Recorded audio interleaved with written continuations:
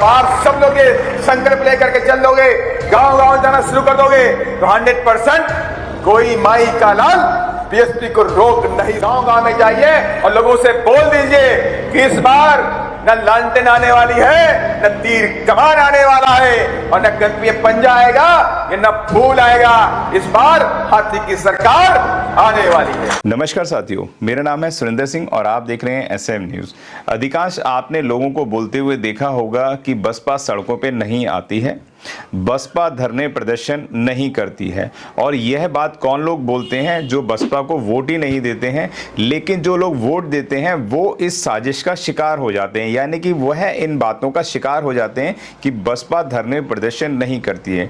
लेकिन हकीकत मानिए कि पूरे देश के अंदर सिर्फ बसपा ही है जो धरने प्रदर्शन लगातार कर रही है। आपने देखा होगा बाबा साहब डॉक्टर BR अम्बेडकर की मूर्ति को तोड़ा गया, तब भी धरने प्रदर्शन हुए थे। और सिर्फ किसने करे थे? वह करे थे बसपा ने।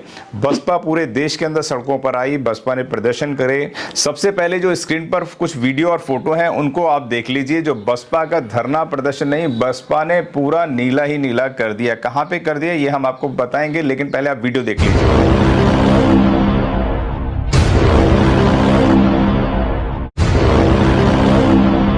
यह जो आपने वीडियो देखी है, यह वीडियो मुरैना की है। मुरैना से ये खबरें आ रही हैं कि मुरैना जो है पूरा का पूरा, यानी मध्य प्रदेश पूरा का पूरा नीला हो गया। सड़कों पर विशाल प्रदर्शन हो गए, वहां पे चक्का जाम हो गया। क्या माजरा था, क्यों सड़कों पर आई बसपा? उसका कारण था कि मध्य प्रदेश के अंदर एक युवक को गोली मार दी और उसके बावजूद भी वहां पर लगातार दलितों के ऊपर एट्रोसिटियां होने लग रही हैं। तो बसपा ने दिखाया अपना दमखम। और मैं आपको बता दूं कि जो आप पंडाल देख रहे हैं, इस पंडाल को आप देख सकते हैं। ये ऐसे बड़े बड़े विशाल पंडाल तभी लगते हैं जब बसपा सुप्रीमो बहन कुमारी मायावती जी आती हैं। लेकिन बिना बहन जी के भी ये समझिए कि लोगों के अंदर बसपा के लिए कितना प्रेम है कि बहन जी के एक इशारे पर यहाँ पर पूरा मुरैना और मध्य प्रदेश पूरा नीला हो चुका है। आप देख सकते हैं, मतलब ये बहुत ऐतिहासिक फोटो हैं, जो ऐतिहासिक वीडियो हैं।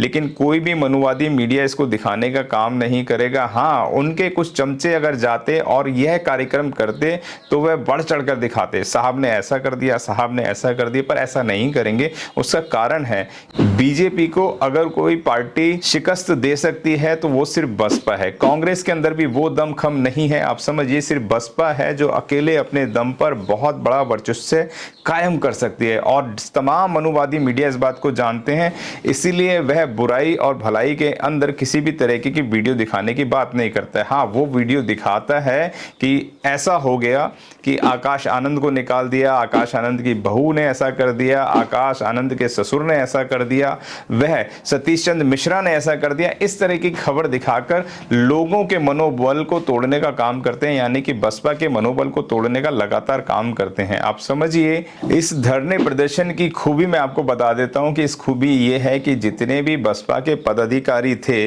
वह मुरैना के घर घर गए और उन्होंने तमाम लोगों को जगाने का काम किया, बताने का काम किया कि बसपा इतनी तारीख को धरना प्रदर्शन करने वाली है।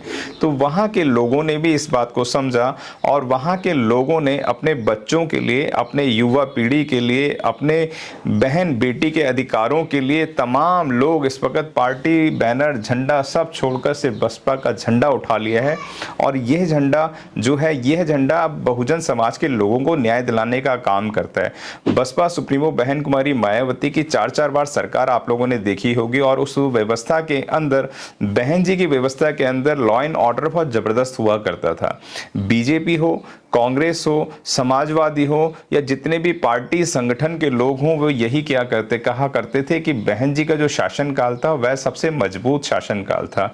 यानी कि लॉ एंड ऑर्डर बड़ा गजब का हुआ करता था। कोई हिंदू मुस्लिम दंगे नहीं हुआ करते थे, कोई भी मूछ रखने पे नहीं मारा जाता था, किसी की जमीनों पे कब्जा नहीं हुआ करता था। बहन जी ने दलितों की जमीनों को, जो बाहुबली लोग घेर लिया करते थे, उनको भी पट्टा दिलवाने का काम किया था। यानी कि सिर्फ दलित की जमीन दलित ही खरीदेगा, दूसरा कोई खरीद भी नहीं सकता है। लेकिन बीजेपी सरकार ने आकर इस कानून को तोड़ने का काम किया। आप समझिए, जो काम अच्छे करे बसपा सुप्रीमो बहन कुमारी मायावती ने, चाहे वो अखिलेश की सरकार हो, चाहे वो बीजेपी की सरकार हो, जब शासन सत्ता में आई तो उन्होंने इसको खत्म करने का काम किया।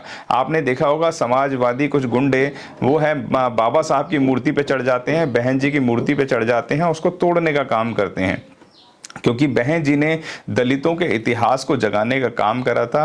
बहन जी ने बहुजन समाज के नायकों को इतिहास देने का काम किया था, बहुजनों को गौरवान्वित करने का कार्य करा था, क्योंकि दलित प्रेरणा केंद्र वगैरह जैसे बहुत सारे स्मारक बसपा सुप्रीमो बहन कुमारी मायावती जी ने बनाए थे।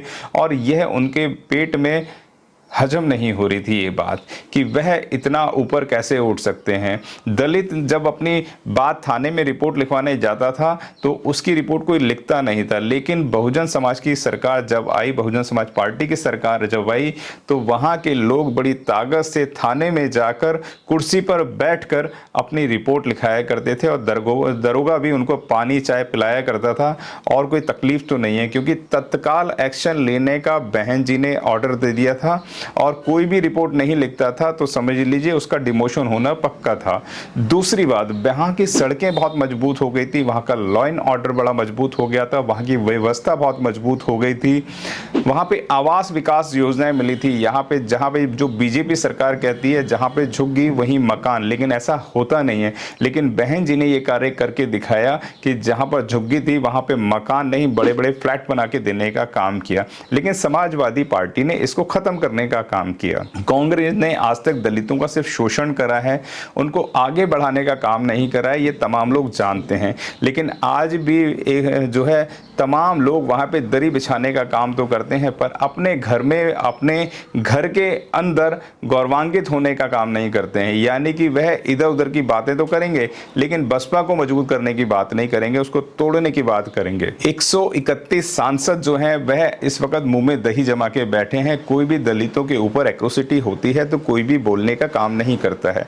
जो लोग संविधान को दिखाकर पार्लियामेंट में पहुंचे थे, चाहे वो राहुल गांधी हो, चाहे अखिलेश यादव हो, चाहे वो चंद्रशेखर रावण हो, जो लोग संविधान दिखाकर पहुंचे थे उन्होंने आज तक दलितों के हित की कोई भी बात नहीं करी। लेकिन अखिलेश यादव ने अभी बाबा साहब का फोटो साइड में और दूसरा फोटो अपने लगाकर इस तरीके की ओछी हरकत करी कि मतलब अपने आप को इतना बड़ा दिखाने का काम किया कि बाबा साहब के बराबर अगर कोई है तो वो अखिलेश यादव है। लेकिन बहन जी ने सीधे सीधे जवाब दिया कि इस तरीके की घटिया हरकत कोई भी बर्दाश्त नहीं की जाएगी और बसपा सड़कों पे नजर आ जाएगी। तो समझिए कि बिहार के लोगों को भी ये बात समझनी बहुत ज़्यादा ज़रूरी है कि बिहार के अंदर भी चुनाव आने वाले हैं और उत्तर प्रदेश के अंदर भी चुनाव आने वाले हैं। लेकिन वह लोग अगर चाहते हैं अपना स्वाभिमान की ज़िंदगी जीना, यानी कि उनकी बहन बेटियों के साथ कोई भी एट्रोसिटी ना हो, उनके बच्चों को अच्छी शिक्षा मिल सके, क्योंकि बिहार भी मैं गया था तो वहाँ के हालात इतने खराब थे, गुंडा राज बड़े चरम पर है, बदमाशियाँ तो पूछिए मत साहब, दिन दहाड़े किसी के भी मर्डर हो जाते हैं, इसकी कोई खबर नहीं देता है। समझिए गरीबी बहुत ज़बरदस्त है।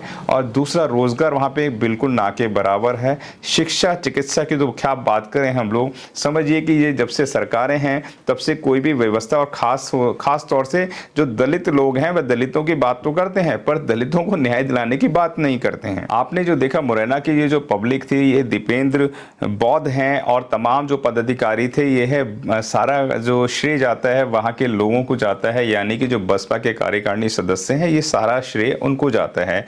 लेकिन उसके बाद अगर ये श्रेय जाता है तो रामजी गौतम को जाता है, और रामजी गौतम जो है बहन जी के बड़े नज़दीकियों में से भी आते हैं। इस वक्त बहन जी ने बड़ी जिम्मेवारी भी दे रखी है। अधिकांश जो मीडिया है वह कभी इस बातों को दिखाती नहीं है, क्योंकि जो बहुजन समाज की भी मीडिया है वह बहुजन समाज की नहीं है, क्योंकि वह कठपुतलियों की तरह दूसरी तमाम कई पार्टियों के इशारों पे काम करती है। आपने बहुत सारे टीवी चैनल्स देखे होंगे, कमेंट बॉक्स में उन टीवी चैनल्स का नाम जरूर बताइएगा, उन दलाल पत्रकारों के नाम जरूर बताइएगा जो बहुजन को, बसपा को ख़त्म करने का काम करते हैं। आप समझिए कि लोग भी पढ़ें और लोग भी जानें कौन कौन से वो मीडिया है जो बसपा को लगातार नस्ते नाबूद करना चाहते हैं, यानी ख़त्म करने की साजिश करते हैं। बस बहन जी ने ये नहीं करा, बहन जी ने वो नहीं करा।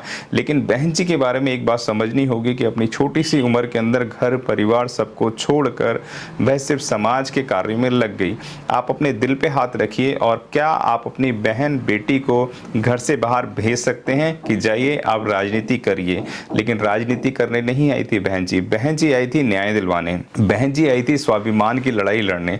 बहन जी ने वो सारे कार्य करके दिखाए। या तो ये कार्य करे थे सम्राट अशोक ने, या करे हैं बसपा सुप्रीमो बहन कुमारी मायावती ने, क्योंकि उन्होंने बाबा साहब के सपनों का भारत तैयार करा। उन्होंने भारत की तो बात नहीं कर पाऊंगा, क्योंकि बहन जी ने उत्तर प्रदेश को साकार करने का काम करा।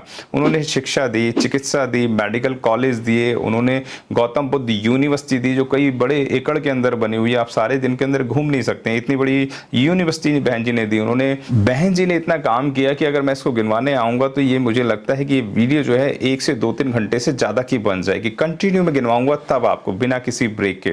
और बहन जी के ऐसे छोटे छोटे कार्य तो बहुत हैं जो गिनवाए नहीं जा सकते हैं। बादलपुर में आप कभी जाएंगे तो आप देख सकते हैं तमाम जो है सड़कें बहुत दुरुस्त हो गई थी। आप समझिए कि फाइटर प्लेन अगर कोई उतर सकता है, ताज कॉरिडोर जो बहन जी ने दिया, एक्सप्रेस हाईवे जो दिया बहन जी ने, इतने बेहतरीन सड़कें देने का काम किया। इमरजेंसी के अंदर राफेल वगैरह जैसे प्लेन वहां पे उतर सकते हैं, फाइटर प्लेन वहां पर उतर सकते हैं। तो ये सड़कें देने का और दूर दृष्टा रखने का कार्य जो करते किया वो बसपा सुप्रीमो बहन कुमारी मायावती ने किया। तो आपको इस वक्त नकारात्मक लोगों से बचना है। बसपा की जो ऐसी बातें करते हैं वो लोग होते हैं जो बसपा को वोट भी नहीं देते हैं। आप समझिए कि 2027 से पहले बहुत बड़ा आगाज है, लेकिन मीडिया जो है वो दिखाता नहीं है, इसलिए खबरें आती नहीं है। लेकिन इस वक्त तमाम जमीनी स्तर पर लोग पहुंच गए हैं, जमीनी स्तर पर काम करने लग रहे हैं।